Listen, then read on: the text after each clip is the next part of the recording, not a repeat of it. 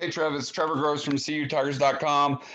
You said after the game on Saturday that you felt like your decision making was pretty good in the Syracuse game, just a little bit inaccurate on a few throws. What did you think after breaking down your film? Yeah, pretty much what I thought. Maybe a few decisions weren't great, but I think for the most part, I was focused and you know mentally, I feel like I was in the game, making the right reads, good decisions, and just not one of my more accurate games. And that's going to happen as a quarterback. You throw the ball however many times we do a game, 20 to 40, somewhere in there. I mean, it's going to happen every now and then. So just trying to limit those. And then just grinding this week to work on those throws I missed, just to get it out of my head, and then just get better. But yeah, I mean that just wasn't as accurate as I wanted to be. But I think mentally I was I played pretty well.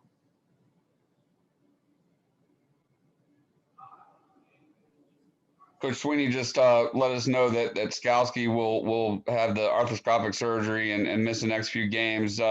Just how much of a leader is he on the defensive side, and how much will he be missed both at practice and obviously during games? I mean, one of our best players. He definitely, it's huge having him. He's a difference maker for sure. But I do know we have a lot of depth. Jake's been playing. Jake's been getting reps the last 2 years, so he's ready.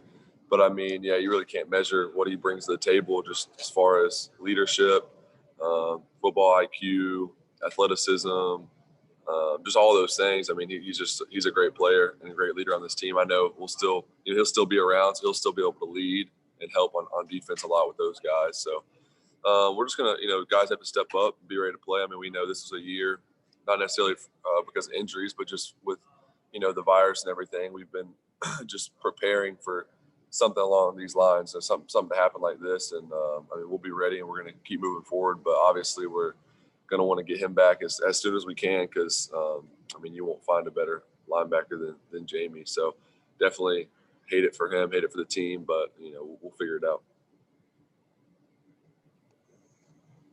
Hey, Trevor, it's David Hood. I don't know if you've heard or not. Wisconsin has a real issue with COVID in their quarterback situation and may have 2 or 3 guys out this weekend. How do you guys stay safe? How do you stay separate from DJ and stay from Tyson and try to mitigate, staying as safe as you can and maybe mitigate the virus?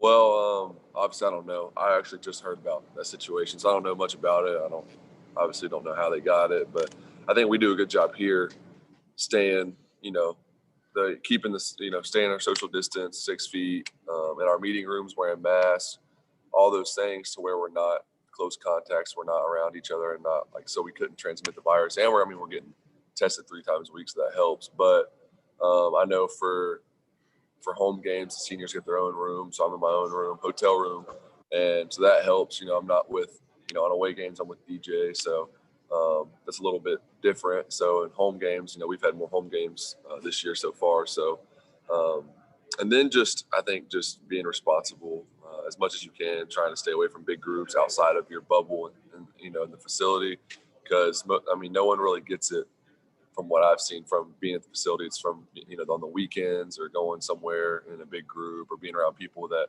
aren't tested like we are. So just trying to stay safe. You can't control it, obviously. There's some situations where guys get it that you don't know how they get it, but just trying to be as safe as possible. But yeah, we've thought about it, and that's what I said. We're preparing for any situation. We know that at some point in the year, it's more likely than not that's going to happen to somebody on our team. I mean, just with the way this virus is and how fast it spreads, I mean, you just never know. So we're just preparing, and every week, that's why everybody's got to be ready to play. Trevor, this is Matt with the state. What's it like trying to, I guess Tony was talking yesterday some about with the RPOs, you look after the play and maybe the read was to throw it, but if you handed it off, it could have been a big gain, and trying to, I guess, look and see maybe when the defender's playing in the middle and stuff. Just what's it like as a quarterback trying to read that? And is that something defenses are doing more of to try to challenge you guys and switch things up? I think it's just, I mean, no matter what it is, you just have to be consistent. Obviously, in hindsight, that's how football is. In hindsight's 2020. A lot of people say that. It's easy to say after the fact. If you would have done this, it would have been big gain, wide open, whatever you want to say. But you have to be consistent. You have to have rules. And I think our offense has been pretty efficient the way we do things. And I trust all the coaches, Coach Streeter, Coach Elliott, everybody on the offensive side of the ball. And we're on the same page. So just continuing to work that, but also understanding, for me, more understanding, as I gain more knowledge on the run game and the ideal looks to run the ball and certain schemes, what we want, I can help manage that better. So that's just things I'm continuing to learn, and we're staying on the same page. I'm talking to the coaches and saying, is this a look? What do you want me to do here? Just all those things. It's important to communicate every week, and I think we've done a good job of that. So just continuing to learn more and to manage the game better is something that I'm always trying to do. Hey, Trevor, it's Josh from the Posting Courier. You've obviously spent a lot of time on the field with Travis over the past 3 seasons. What's your relationship like with him off the field, and did the field and off the field relationships kind of work synergistically with you two? Yes and no. I mean, I wouldn't say.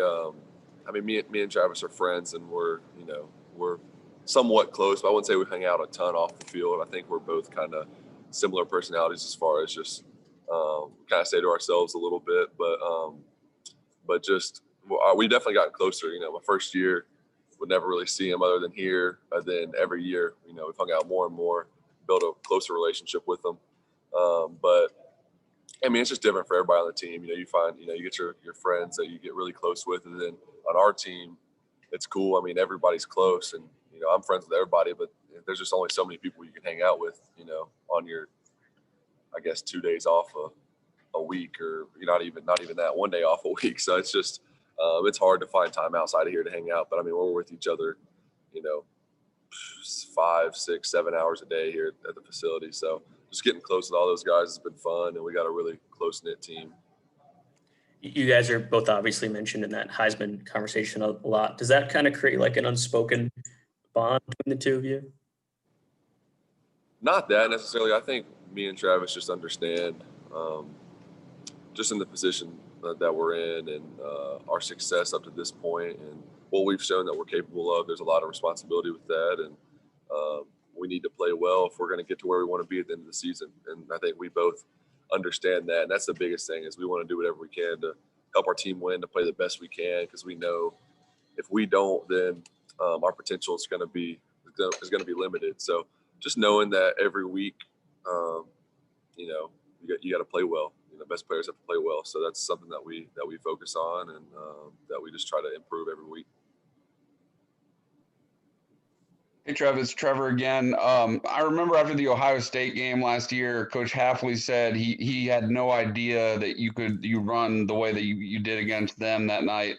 Was there anything that you remember about them, just the way that their defense played you, that enabled you to break those long runs? And what else do you remember about just scheme-wise, the way they played you defensively? Yeah, I think it was a lot of that was just kind of in-game adjustments. More so, they did a really good job. They were really stout up front. Obviously, they had 2 really good ends. One of them, Chase Young, and then on the interior, those guys didn't get a lot of attention just because how good Chase Young and the other players were. But on the inside, those 2 guys were really good too. Just run stuffers, quick, good pass rush, all those things. And then they had the 2 backers that they pretty much kept in the box all the time, because they ran a 1-high defense. So they basically always had 6 guys in the box, and unless you have a tight end in there too, it's hard. You only got 5 guys that can block, trying to block 6. So, and even with the tight end, it's still hard. So they did a really good job stopping the run. So then, the quarterback run, some of those situations, it's a way to get an extra blocker. You get the running back involved, all those things, still have my reads, and give me some more freedom to do things. But that was just more of an in-game adjustment. I know you're probably asking because, BC head coach was the defense coordinator at Ohio State. Right. So you see a lot of similarities. The guys are just really disciplined, really well coached. Looking at it, it reminds me a lot of Ohio State. And that's always a challenge when you're playing a team where they don't necessarily do a ton of different things, like our defense, but they do a few things. They do them really well. They're always in the right position. They're not blowing coverages.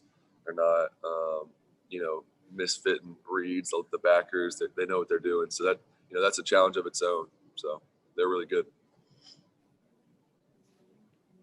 Hey, Trevor, this is Pete at AP. I'm guessing that before you came here, if somebody said, your first 36 games, you're going to be 35-1, you'd chuckle and say, well, that would sound great. Now that you are, is there some kind of trick to maintaining the mental side of a run like this? Because I would imagine it can get pretty wearing after a while.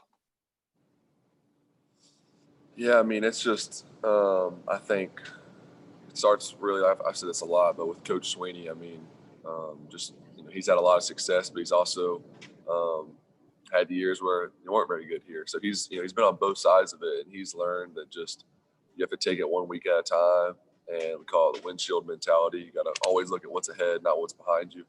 And I think that's the biggest thing that I've learned is you really have to have amnesia. You have to, after 1 week's gone, you just got to forget about it, move on to the next one, because you see some teams that as the season goes on, they just kind of grow weary of doing the little things, of preparing every week, no matter who you're playing, and then end up getting beat by a team who shouldn't beat you, or you're playing a big game and you're just tired from the whole season. You've been preparing every week, and really just I think here we've fostered a culture of just like commitment to the details every week, and not growing weary, and it's really paid off. I know for me, I've learned more and more how important preparation is, and I prepare the same every week, no matter who we play, whether it's unranked team, top 10 team, top 5 team, doesn't matter. So for me, I've learned that that's really that's the best way to ensure success. You still can't, you're going to have your off days, off nights.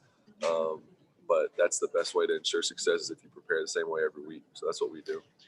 It seems like you came here with a pretty good perspective on how to block out the noise from the outside. Are there still times when maybe it can get to you from friends and family who want to talk about, how great you are all the time or how great this team is all the time? I mean, it's not really, it hasn't been too big of an issue with people close to me, honestly. I've tried to surround myself with people who don't, I guess, blow smoke at me. They don't just tell me what I want to hear. That's just not something I like in friends and family. So my family and friends have done a really good job of just being family and friends. They kind of keep everything else separate. Obviously, we talk about football naturally, but it's not just them always, telling me how good they think I am. That's just not something that I enjoy always being around. So like you said, I've experienced it since I was in high school. So I've learned more and more. Obviously, I'm not perfect at it. Still, probably, listen to what people say and take it into consideration more than I should. But I've learned that there's not many people that really know the dynamics of every situation, and most people don't really know that much about what they're talking about. So I've just learned to block it out and really have a select group of people that I care about their opinions. So, but yeah.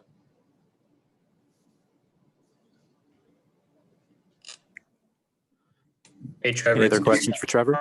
Clemson Hey, F5. Yeah, Trevor, it's Josh again. I was just wondering, since this will be your third straight noon game this weekend, what your ideal pregame breakfast is. Breakfast. Usually eat some bacon, some oatmeal, eat one of those like Greek yogurt, chobani, like protein things, and some pancakes. It's probably usually what I have. Maybe some eggs too, but it just depends. Some mornings I'm not that hungry because for noon games, I guess some people might not know this. We're waking up at 6:45, 7, and get down there and eating at like 7:45 or 8. So it's and you're already dressed in your suit, ready to go. So it's a quick morning. Sometimes I'm not super hungry, but just trying to eat whatever I can, get as much food down as I can.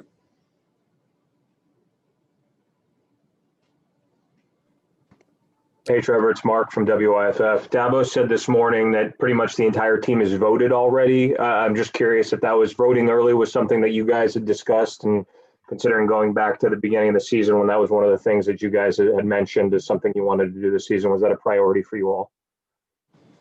Yeah. I think a lot of people have. I know I actually just got my absentee ballot in the mail the other day, so I need to send mine in. But I'm pretty sure most of the guys have, and then obviously gonna have that day off next week to go vote. But yeah, I think a lot of guys have already. But we've talked about it. That was not as much anymore, but that was definitely a conversation a month or two ago that we had, that making sure everybody's in a position where they can vote. And I think a lot of guys got registered and all that stuff. So it's been good. Switching Time streams for a one little more bit. question. There's been a lot of discussion from ESPN to former NFL players about what you should or shouldn't do when you get to the end of the season. Have you thought at all about, is there anything that might make you reconsider? You've been very upfront about this being your final season here. I'm just curious if there's anything that would make you reconsider coming back to Clemson for another year.